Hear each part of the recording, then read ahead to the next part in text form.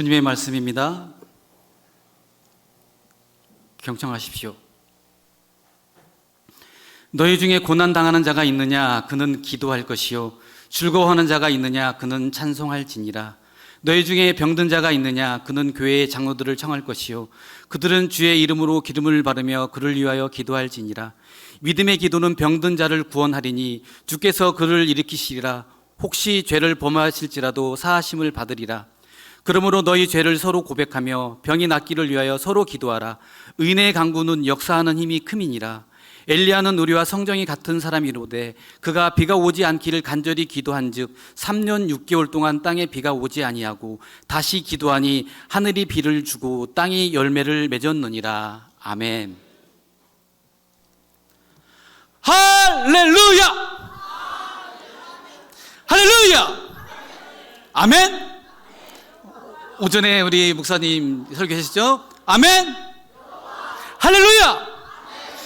아멘이 살아나는 교회, 여호와의 이름을 늘 부르는 교회, 그곳이 곧 삼송교회입니다.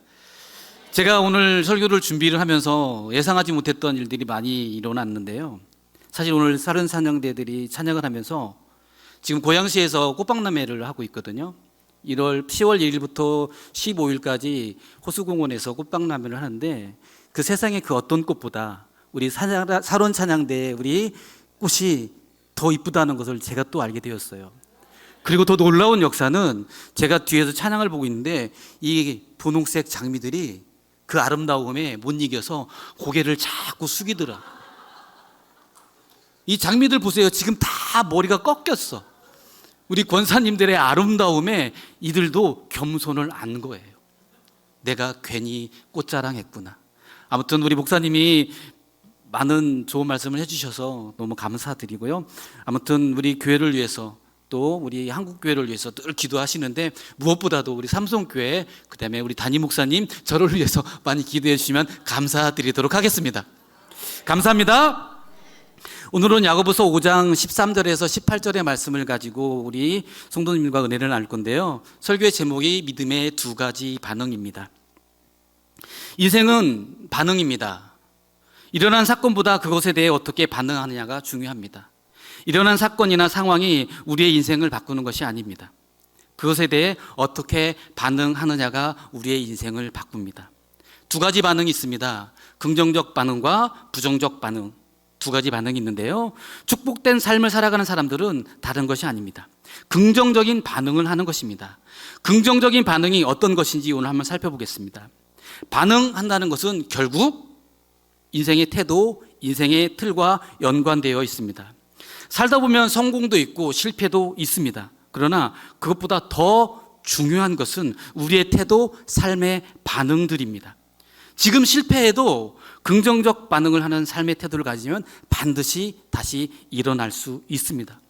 하지만 지금 성공했다 해도 긍정적 반응과 전혀 다른 올바른 태도를 갖지 않고 있으면 언젠가는 그 인생은 무너지게 되어 있습니다.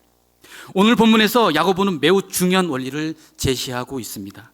너희 중에 고난 당하는 자가 있느냐? 그는 기도할 것이요 즐거워하는 자가 있느냐? 그는 찬송할지니라. 아주 짧은 구절이고 간단한 내용입니다. 야고보는 너희 중에 고난 당하는 자가 있느냐라고 질문을 던지고 그리고 우리에게 답을 줍니다. 기도하라. 진단을 내리고 처방을 내려줍니다. 명의는 처방을 잘합니다. 우리의 허준이라는 그 명의도 있고 예전에 드라마에서 촬영했던 김사부라는 그 드라마도 있었습니다. 의사가 오진을 하게 되면은 그 환자는 멀쩡한 환자가 죽게 되지만 정말 죽을 것 같은 환자도 명의가 진단을 잘하면은 그 죽을 것 같은 환자들도 살려내는 것이거든요. 야고보는 명의처럼 분명한 처방을 우리에게 지금 내려주고 있습니다.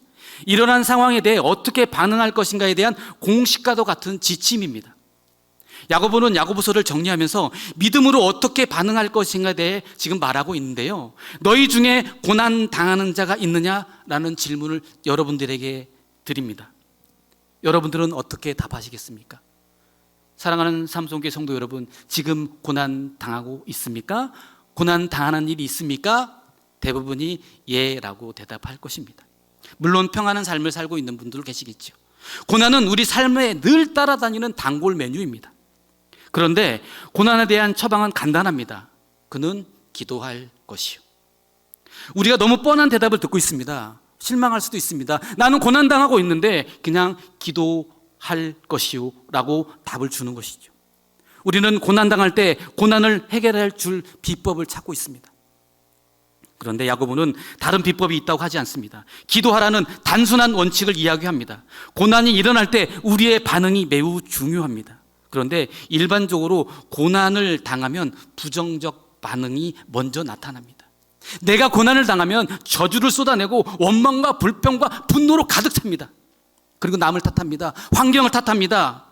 감정이 힘들어지고 내 스스로 나를 주체할 수 없는 그런 상태로 돌아가게 되고 어떤 사람들은 침묵을 합니다. 정말 분노가 가득 찬 상태에서 침묵을 하고 있는 것이죠. 사랑하는 우리 삼순교회 성도 여러분, 세상을 살면서 고난이 한 번으로 끝나나요?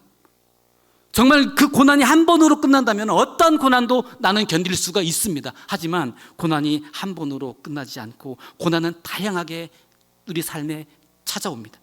그러므로 당장 어떤 문제가 해결되는 것보다 더 중요한 것은 그 고난에 대한 나의 바른 태도입니다. 내가 그 고난이 닥쳤을 때 내가 어떠한 태도를 가지고 있느냐가 정말 중요한 것인데요. 당장 고난의 문제가 제거되면 좋을 것 같지만 고난은 그 한 번으로 끝나는 것이 아니라 끊임없이 몰려오기 때문에 중요한 것은 고난 자체의 해결보다 고난에 대한 나의 태도를 익히는 것입니다. 고난은 반갑지 않습니다. 고난을 잘 다루기만 하면 고난이 그렇게 나쁜 것이 아니라는 것을 우리는 성경을 통해서, 말씀을 통해서 얼마나 많이 알고 많이 배워왔습니까? 성경이 수없이 말씀하는 것 중 하나가 고난을 통해 주어지는 하나님의 축복이 많다는 것입니다. 고난 자체는 달갑지 않지만 고난의 베일에 가려져 있는 하나님의 축복이 엄청납니다. 그런데 문제는 고난에 대한 부정적 반응 때문에 고난에 감추어진 하나님의 축복을 보지 못하는 것이죠. 내가 지금 고난당하고 있고 네 방법을 해결할 수 있는 것을 찾아야 되는데 그 고난에 매몰되어 있기 때문에 하나님이 우리에게 주실 그 축복을 보지 못하는 것입니다. 그래서 고난 그 자체보다 반응을 잘못함으로써 우리의 삶이 꼬이고 어려워지는 경우가 너무나도 많이 있습니다. 사랑하는 우리 삼손교회 성도 여러분, 너희 중에 고난 당하는 자가 있느냐? 그는 기도할 것이요. 야고보가 고난에 기도하라고 간단한 등식을 제시하는 이유는 고난을 이기는 가장 분명한 길은 기도밖에 없기 때문입니다. 우리가 잘 알고 있는 것 같지만 실제로 고난의 상황에 빠지면 쉽지 않습니다. 여기 계신 모든 분들 고난 한 번씩은 다 겪어봤을 것입니다. 고난의 무게에 실려 끙끙 앓기 시작하고 심지어 나중에는 자포자기 해버립니다. 우리 전승에 의하면 야고보는 기도의 사람이었습니다. 너무 많이 기도 생활했기 때문에 무릎이 낙타 무릎같이 변했던 야고보, 등이 굽고 무릎이 낙타처럼 나온 이 야고보, 시련의 세월을 지내온 것입니다. 하나님의 사람이 시련과 핍박, 고난의 세월을 지나오면서 기도할 수밖에 없었던 야고보, 삶에서 체득했던 경험적 사실을 지금 우리에게 말씀하며 고난 당할 때 고난의 유일한 길은 뭐밖에 없다고요?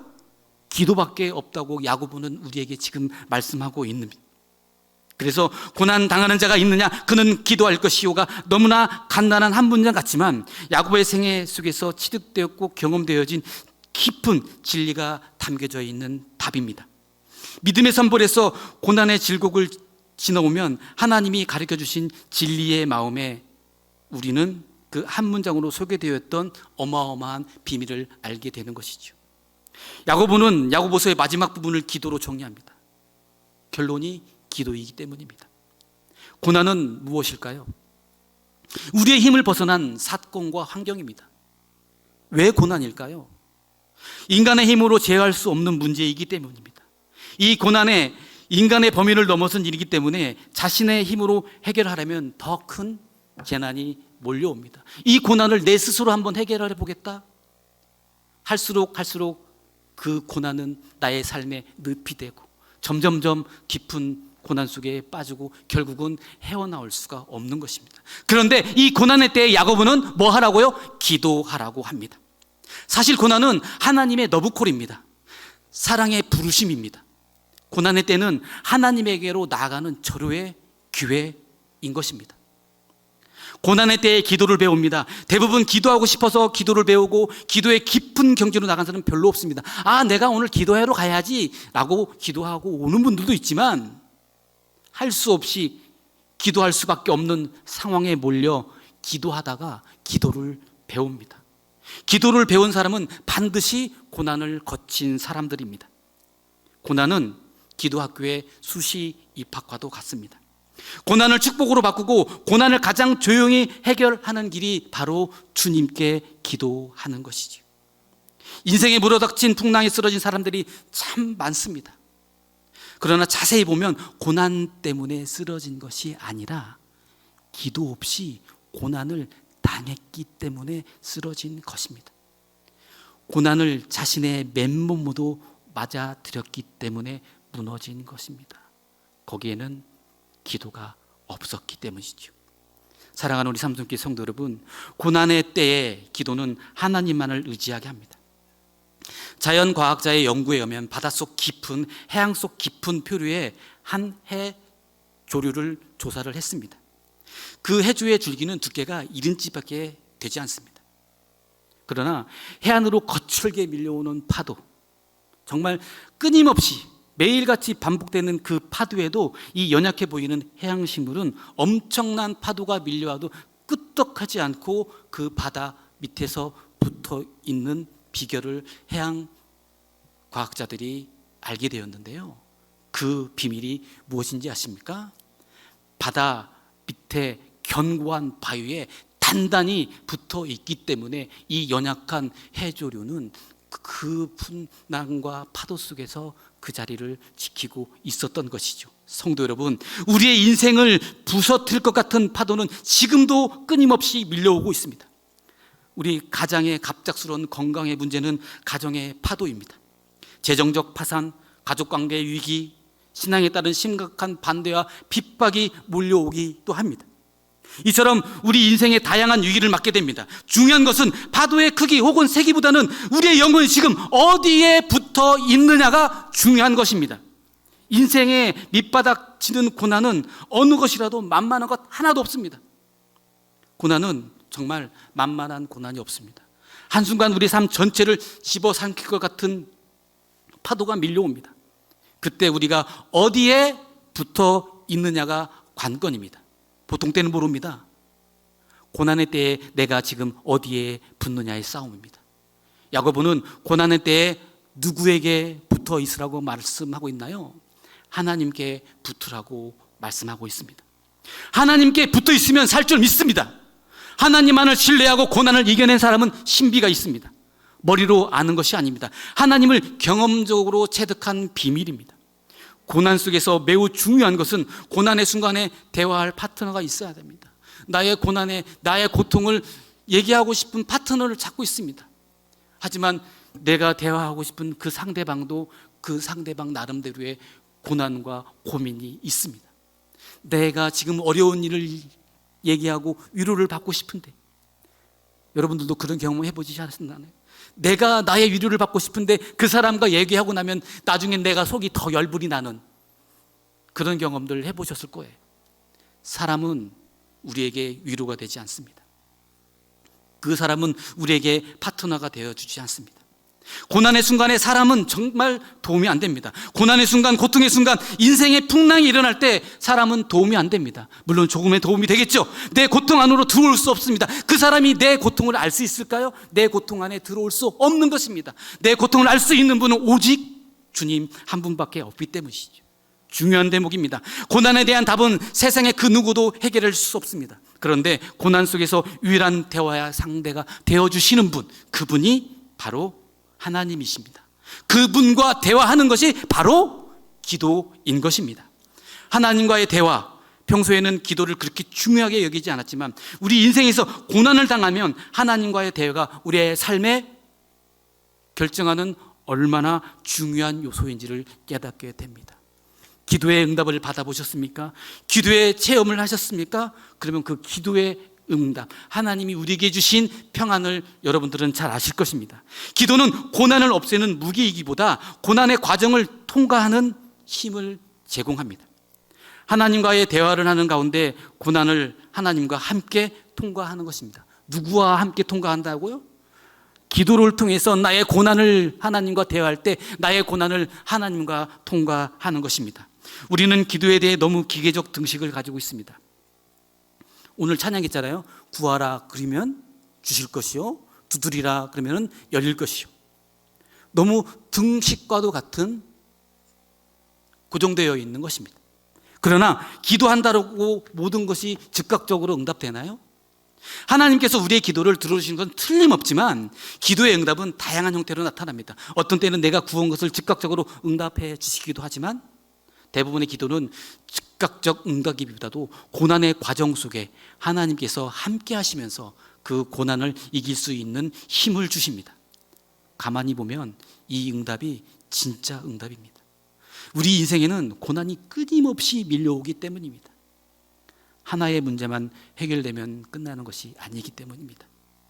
우리의 인생은 고난의 파도가 끊임없이 밀려오는 험난한 고행입니다. 중요한 것은 그 문제가 해결되는 것보다 그 문제가 있을지라도, 고난이 올지라도 고난을 넉넉히 이길 수 있는 힘을 가질 수만 있다면 그것처럼 좋은 응답은 없습니다. 고난을 이길 수 있는 힘이 무엇일까요? 그거는 기도하고 있기 때문에 그 고난을 이길 수 있는 것입니다. 어떤 때는 기도를 하다 보면 기도가 잘 안 될 때도 있습니다. 고난의 순간 기도가 잘 안 됩니다. 막 엎치락 뒤치락, 한숨 반, 염려 반, 푸념 반, 내가 이 기도를 해야 되나 말아야 되나 라고 자포자기할 때도 있습니다. 그러나 중요한 것은 내가 기도하면서 염려나 고민이 남아있지만 기도의 자리를 포기하지 않고 계속 기도하는 시간을 가지다 보면 놀라운 일들이 일어납니다. 어느 순간 염려가 사라지고 마음에 평안이 오고 담대해지며 믿음이 생기면서 우리 하나님을 신뢰하게 됩니다. 어려운 문제 속에 숨겨진 하나님의 축복과 소망을 바라볼 수 있는 눈이 열리고 변화가 일어납니다. 중요한 것은 고난의 순간에 당장 문제가 해결되지 않을 것 같아도 기도를 포기하지 않고 하나님 앞에 엎드려 있다 보면 어느 순간 하나님께서 우리 속에 믿음을 허락해 주시고 감당할 능력과 위로와 소망을 주십니다. 중요한 것은 기도를 포기하지 않는 것입니다. 기도한다는 것은 고난을 나 혼자 겪는 것이 아니라 하나님과 함께 겪는 것입니다. 기도를 통하여 하나님을 더 깊이 알아가고 영적으로 더 깊어지는 은혜를 입습니다. 기도를 붙들고 있다 보면 고난을 감당할 만한 것이 되고 고난을 이기게 하는 축복을 얻게 되는 것입니다. 이것이 영적인 비밀입니다. 오늘날 사람들이 힘들어하는 것은 세상에 힘든 것이 사실이기도 하지만 이전보다 고난과 시련이 더 혹독해진 것이 아닙니다. 과거에 비교해 보면 우리는 지금 너무나도 좋은 때에 살고 있습니다. 고난이 강해져서 힘든 것이 아니라 믿음의 사람들의 관점에서 보면 우리 안에 이겨낼 만한 믿음이 없기 때문입니다. 기도가 약해졌기 때문입니다. 믿음의 선조들은 죽을 고비를 맞았지만 기도로 맞서 이겨냈습니다. 야고보 역시 낙타 무릎이 될 정도로 기도로 승부를 걸었습니다. 기도는 이론이 아닙니다. 기도는 책으로 배우는 것이 아닙니다. 시련과 고난 속에서 무릎으로 배우는 것입니다.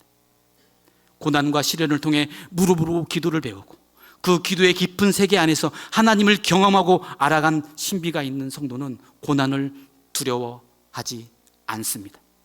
어떠한 사람들은 기도를 해도 안 된다고 부정적 넋두리를 하는데요, 올바른 기도를 했겠습니까?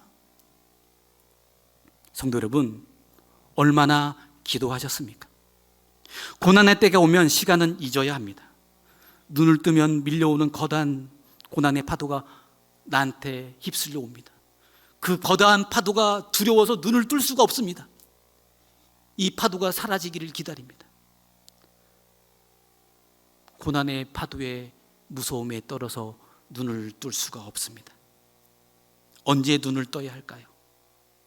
두려움이 사라질 때 눈을 떠야 하는 것입니다. 한순간도 기도하지 않을 수 없는 부담을 안고 시간을 잊고 기도의 자리로 나아가 하나님 앞에 엎드려 하나님과 나와의 관계 속에서 승부를 걸려는 믿음의 투지가 없이는 이 험난한 고난의 파도를 이겨낼 수가 없습니다. 거대한 고난의 파도가 나에게 밀려올 때 나는 두려움에 떨어 눈을 감고 무서워하지만 내가 기도로 승부하리라, 기도로 내가 승부하리라 라고 기도할 때 하나님께서 나의 마음속에서 두려움을 사라지게 하고 내 눈을 떠서 세상을 나갈 수 있는 힘을 주시는 것입니다. 사랑하는 우리 삼성교회 성도 여러분, 그럼 언제 기도해야 할까요? 내가 구하는 문제가 해결되든지 아니면 닥친 고난을 이겨낼 만한 담대함과 평안함을 주실 때까지 기도해야 합니다. 야고보가 고난 당하는 자가 있느냐 기도할 것이요 라고 하는 것은 단순하게 한 번 기도하고 마는 형식적 종교적인 기도를 말하는 것이 아닙니다.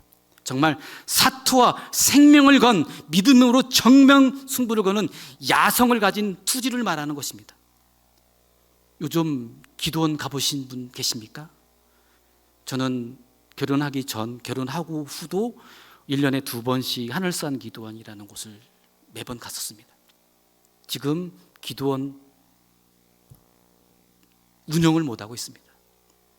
기도의 동산이 지금 피폐해지고 있습니다. 기도는 투지를 가지고 야성을 가지고 정말 정면 승부하는 것입니다. 고난이 문제가 아니고 기도 없이는 정말 이 내가 당하는 고난을 해결할 수 없다라는 그 마음을 가지고 기도하는 것이죠.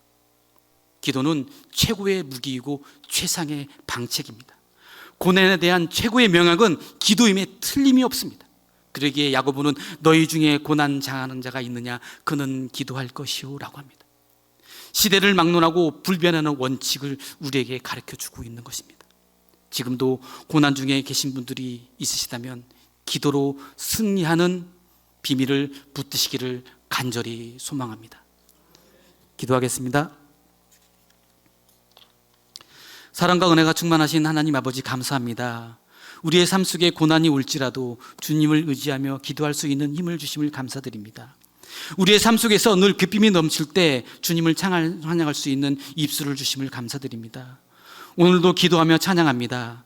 그 기도와 찬양 속에 은혜의 강물이 흐르고 평강의 하나님이 주인 되는 시간이 되기를 간절히 소망합니다. 오늘도 우리와 동행하시는 예수 그리스도의 이름으로 기도합니다. 아멘.